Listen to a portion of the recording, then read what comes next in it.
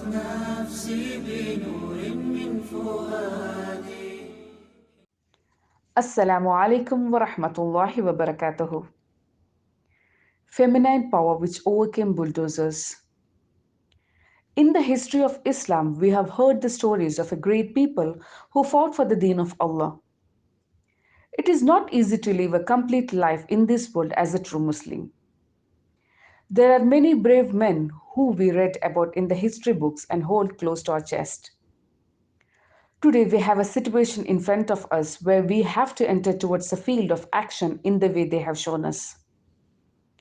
The enemies are delusional that the great idea of Islam can be uprooted from this country. But he has certainly mobilized strong guards to protect the religion of Allah. Today, the government is treating Indian Muslims without even a small amount of justice to them. Even the name Muslims makes them restless and violent. They are working hard to silence those who speak out against injustice. We have seen through the media the violence that a girl named Afrin Fatima faced in UP because she took to the streets for justice. Afrin is a student activist who was active in the anti CAA and NRC struggle. Afrin has played a leading role in the struggles on the issues of hijab and other similar issues.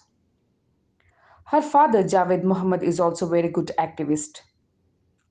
How brutally that family was victimized. In a single night, the government disrupted the entire life of a family. There were untoward incidents in the march in a Prayagraj protesting against the blasphemy of the Prophet. The police brutality started when they accused Afrin's father as the mastermind of that incident. The father was arrested without any warning and notices are pasted on the wall of their house, where they have been living for days, alleging illegal construction. Mother and younger sister are transported to an unknown place. The family must have gone through the unparalleled mental state that night. A house is years of toil, sweat, and more than that, a dream of a lifetime for the common man. The next day, their house was bulldozed by the authorities without even giving them the time to go to court. A bulldozer used to eliminate dissenting voices in UP and Delhi, and soon it will reach other BJP ruled states. Other ministers have already made statements that Yogi's example should be followed. They are planning to roll it out across the country soon. The plight of Indian Muslims today have many parallels with the plight of Palestinian people who have been subjected to utter injustice for decades.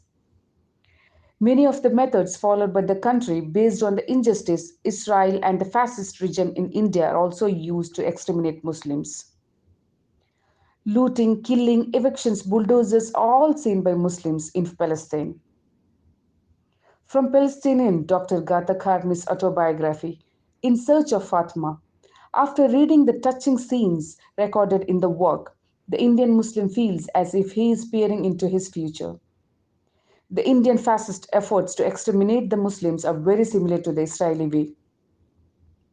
It is not the only one event of injustice faced by Afrin Fatima.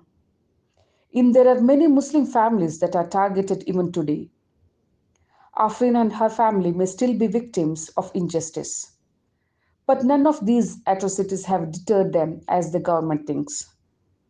The courage that springs from the firm faith inspires them to fight for justice. She said in an interview that she was reciting Hasbunallahu wa ni'mal wakil repeatedly with her family on those black days of injustice. The highest rank in the paradise is made ready for the ones who are striving hard on the ways of Allah's deen. What the Muslim community should do today is to loudly announce that guns and bulldozers will not be able to scare the believers who are moving forward hoping for the place in the paradise. Only the physical construct can be broken by power and force. They can only bring loss in this worldly life. Muslims are not the one who finishes everything in this world.